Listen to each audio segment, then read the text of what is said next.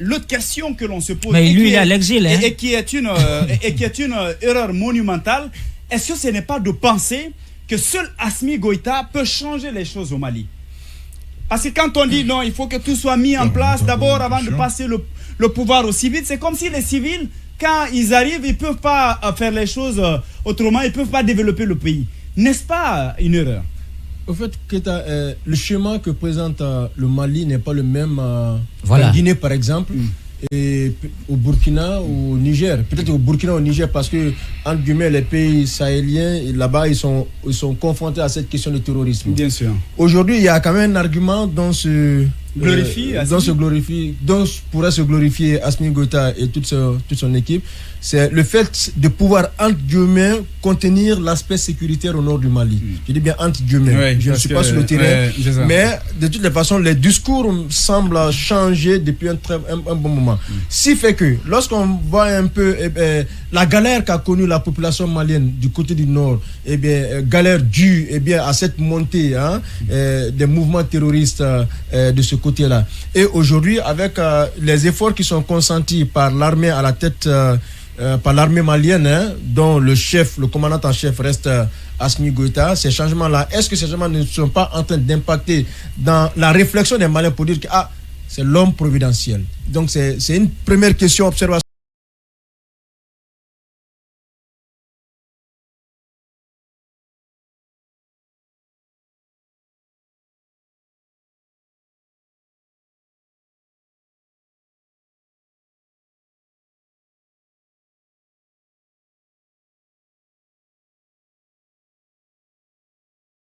De Goïta.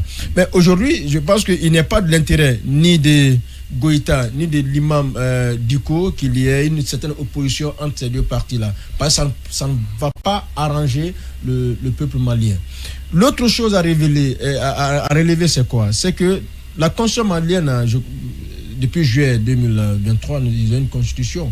Une constitution taillée sur mesure, voilà, qui n'empêche pas... et qui criminalise le coup d'État aussi. Voilà, qui criminalise le coup d'État et qui amnistie ceux qui ont perpétré son équipe. Et le mal, c'est ailleurs. Voilà pourquoi je dis que c'est maintenant, la crainte, il faut... il va terminer d'abord, Fali. Voilà. Il ne faudrait pas que certains fassent... la même chose. Voilà, fassent la même chose. D'accord, on y va. Allez-y. Une constitution taillée sur mesure. Mais vous constaterez que quand on essaie de faire le parallèle entre la transition au Mali et la transition en Guinée, il y a des points de ressemblance souvent. On a comme l'impression que ces deux, sur certains aspects, se consultent. Nos deux chefs d'État se consultent, nos deux chefs de la transition se consultent souvent. Les chefs d'État se consultent, nos deux chefs de la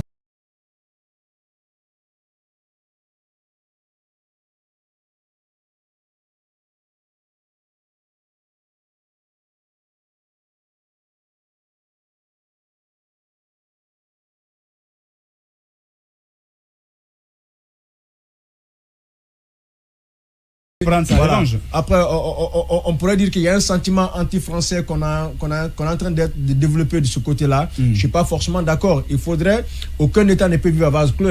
Il faudrait de nos jours qu'on redéfinisse. Attention, on a vu le cas libyen. En Libye, il y avait carrément deux gouvernements. Oui, et finalement, avec l'appui de la France, finalement, c'est le deuxième mouvement qui a remporté et Kadhafi a été tué. On se rappelle bien de ce qui s'est passé. Je ne dis pas le contraire. Pas négliger un peu. Je ne dis pas le contraire.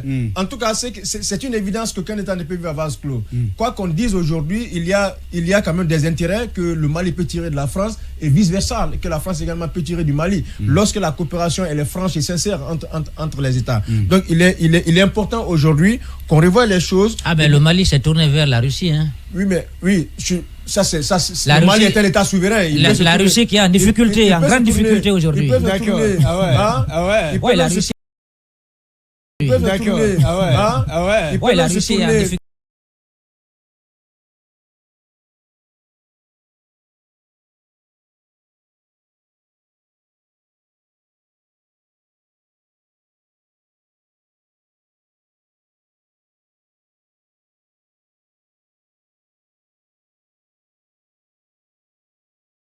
Les groupes, on a assisté la semaine dernière à la signature des alliances entre d'autres groupes rebelles au nord qui veulent même créer, si vous voulez, une charte pour leur permettre justement de toujours garder leur territoire en tant qu'État. C'est pourquoi, à l'image de ce que nous disions sur le cas guinéen, il est aussi important que le président de la transition au Mali, Assimi Goïta, et toute son équipe tendent la main à tous les acteurs, et bien qu'ils s'asseyent, qu'ils réfléchissent sur ce qui est possible pour un Mali uni. C'est très important. Parce que depuis, quand on voit un peu la présence de ces mouvements islamiques, ils avaient pour cheval de bataille la scission. Est-ce qu'on peut accepter aujourd'hui cela au Mali? Je pense que ça n'arrangerait pas. Ça va être difficile. Ça n'arrangerait personne. Par conséquent, il est important que les acteurs se réunissent autour de la table, qu'ils voient ensemble ce qui peut être fait pour bien le développement du Mali et surtout du Nord. Parce qu'il faut quand même rassurer la population du Nord. Oui, il faut quand même rassurer moi, je pense que la population du Nord. La transition malienne, burkinabé ou nigérienne sont quand même un peu différentes des autres transitions. Parce que vous prenez un peu, vous lisez un peu, si vous voulez, les chronogrammes, c'est que dans ces pays-là, la transition a deux volets. Il y a le volet sécuritaire surtout. Donc, si aujourd'hui le peuple malien pense que M. Assimi Goïta a fait assez de prouesses sur ce plan, je crois que il faut quand même dialoguer. Et autour de la table, il faut quand même accepter les acteurs majeurs. Mais on ne peut pas quand même diriger par la force. On ne peut pas se lever un beau matin de façon systématique, interdire aux formations politiques de se rassembler. Aux formations politiques de se rassembler.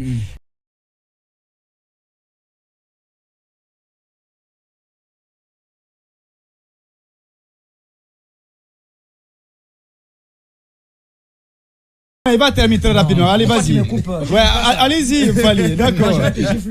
Non, pas dans cette émission. D'accord, allez-y, Fali. Je n'aime pas ça. Non, allez, vas-y, pardon. Voilà, je disais que la transition malienne a trouvé quand même des acquis sur place. Donc, aujourd'hui, on ne peut pas mettre tout à l'eau. Mais en le faisant, il faut le faire en inclusivité. Il faut que ce soit quand même en connivence avec tous les acteurs sociopolitiques, y compris l'imam Diko. L'imam Diko a quand même été, si vous voulez, cette figure de proue pour le changement, pour cette transition en 2020 au Mali. Donc, oui, mais à mes yeux, il y a déjà, on ne peut pas le laisser comme ça. Il y a déjà un ami qui me laisse ce message. Il dit bonsoir mon cher Sekou. Il me laisse ce message. Il dit bonsoir.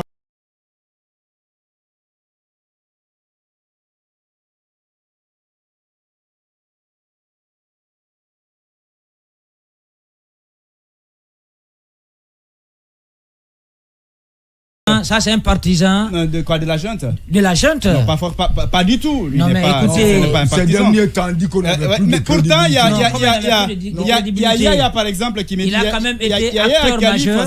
Il permet, lui, par exemple, il pense que.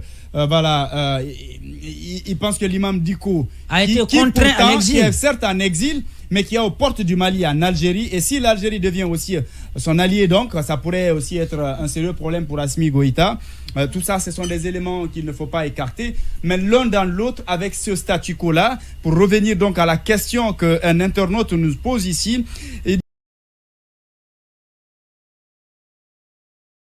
Beaucoup de coalitions qui voient le jour. Donc, que ce soit au Mali ou bien en République de Guinée, je crois que les militaires sont quand même venus pour une mission. Bien. Donc, si cette mission atteinte ou pas, en tout cas, le délai qui a été donné, il faut quand même le respecter. Bien. Parce qu'on a encore en mémoire, si vous voulez, les événements douloureux de 2009. Bien. On ne dira pas que c'est exactement ce qui pourrait arriver, mais je pense que les Guinéens sont sur ce chemin. Bien. Mais différemment. Parce qu'on ne peut pas comprendre que le général Doumbouya dise que les 2 ans vont être respectés, que son porte-parole, M. Ousmane Gawal Diallo, vient dans les médias au cours d'une conférence de presse dire... L'autre conférence, c'est dire que... qui a assumé un peu le porte-parole là, donc j'ai envie de comprendre, est-ce que finalement... Ouais, parfois, je pense que parfois... Il a bien fait, hein, lui, on a vu, c'était vraiment voilà, une vraie restitution. Non, mais lui, il est de la matière. La question, est-ce qu'on ne va pas assister, si vous voulez, un petit changement à ce niveau-là? Je ne sais pas, mais je pense que lui, il n'est pas un danger. Oui, M. Ousmane Gawal Diallo l'avait dit clairement que même un seul jour, le général n'allait passer à la tête après les 2 ans. Le général a dit. Mais très malheureusement, c'est un premier ministre qui vient prendre leur contre-pied. Bien. Donc aujourd'hui, on est dans une cacophonie. Bien. Oui, ça évolue. Mais sauf que moi, je pense que il faut donner, si vous voulez, encore, il faut accorder le bénéfice. Si vous voulez, encore, il faut accorder le bénéfice du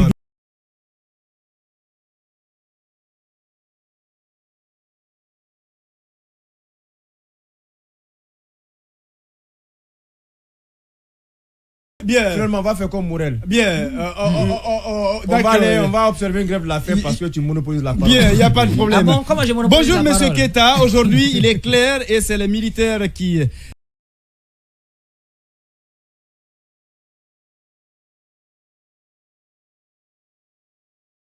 ne sont plus amis à la CEDEAO, mais également à la France.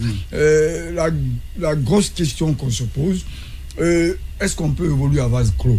Le Mali aujourd'hui, quand la transition va partir, celui qui viendra, est-ce qu'il ne va pas chercher à être ami à la France? C'est la grosse question. Parce que là, on est en train d'aller sur une piste vraiment glissante. Les pays africains doivent comprendre que il faut défendre ses intérêts, je suis d'accord, mais on ne peut pas renier complètement les autres. Ça va être difficile, recuser complètement les autres, ça va être difficile. Qu'on se dise les 4 vérités. Quand le pilotage à vue n'arrange jamais. N'arrange pas. D'accord. N'arrange pas. Donc Goïta aujourd'hui est en train de se fatiguer parce que après la transition, je me dis que la diplomatie continuera de façon la plus belle et il faut préciser que entre les États. Il faut préciser quand même le Mali, c'est pas comme la Guinée. Les Maliens, ils sont capables d'aller même frapper le président à Koulouba. C'est arrivé, voilà. Vous vous rappelez. Oui, mais c'est arrivé. C'est un peuple qui, si vous parvenez à les convaincre à travers les actions concrètes, on vous suit. Mais lorsqu'on se rend compte que le chemin que vous prenez, c'est pas la peine. C'est pas la peine. Ils ont toujours été. On a vu avec Modibo, on a vu autant. Donc il y a beaucoup d'exemples de ce genre. Oui, en 30 secondes, Diallo. Bon, je voudrais simplement rappeler que la CEDEAO, en tant qu'organe de discipline collective, on a à craindre parce qu'elle ne représente plus rien. Elle-même, elle a compris par sa façon de faire. Elle ne se mêle même plus. Donc elle ne se mêle plus. Ça veut dire que les coups d'État, ça veut dire qu'une seule chose est une réalité. Chaque peuple doit compter sur lui-même. C'est clair. Oui, mon cher ami. Voilà, comme il est dit dans la Bible que tu ne peux pas avoir la paille dans ton œil et puis aller chercher la poudre dans l'œil de l'autre là. Donc moi je ne vais pas parler du Mali, je parle de la Guinée. Bien. Je souhaite une fin heureuse de la transition guinéenne. On va y arriver. Avec intelligibilité du côté des autorités de la transition. On va y arriver. En tout cas, merci à... On va y arriver.